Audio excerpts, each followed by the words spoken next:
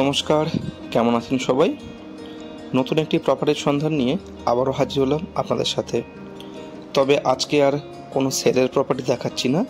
আজকের একটি 5 BHK property দেখাচ্ছি, যেটা দেওয়া হবে রেন্ট হিসাবে। যে কোনো অফিসের লোক হোক বা একসঙ্গে যদি আপনারা 10 জন হোক বা 12 জন হয়ে থাকে, সেক্ষেত্রেও এই 5 BHK ভাড়া দেওয়া হবে।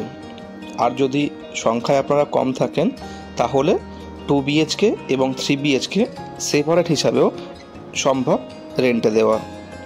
তো ওভারঅল যদি রুম দেখাতে হয় তাহলে এই হচ্ছে বেডরুমের সাইজ এবং এই হচ্ছে বেডরুমের কোয়ালিটি। মোটের ওপর যথেষ্ট ভালো, একদম নতুন একটি বিল্ডিং। এখানে আপনারা মোট 4টি বাথরুম পেয়ে যাবেন। আর যদি মনে করুন 2 BHK নেবেন তাহলে একটা কমন বাথরুম এবং একটা অ্যাটাচ বাথরুম। এর পাশাপাশি যদি আপনাদেরকে 3 BHKর কথা বলি, সেক্ষেত্রেও আপনার একটা কমন এবং একটা অ্যাটাচ বাথরুম পেয়ে যাবেন। এর পাশাপাশি রুমের যদি কথা বলি, 3 BHKতে প্রপার আপনারা 3টে রুম পাবেন, কিচেন পাবেন, ডাইনিং পাবেন। রুমের কোয়ালিটি দেখে নিতে পারছেন আপনারা, যথেষ্ট পরিষ্কার পরিচ্ছন্ন এবং বেশ বড় বড় কিন্তু রুমের সাইজ। ভাড়ার কথা যদি বলতে হয় তাহলে রেন্ট হচ্ছে 30,000 টাকা যদি আপনারা 5 BHK নেন।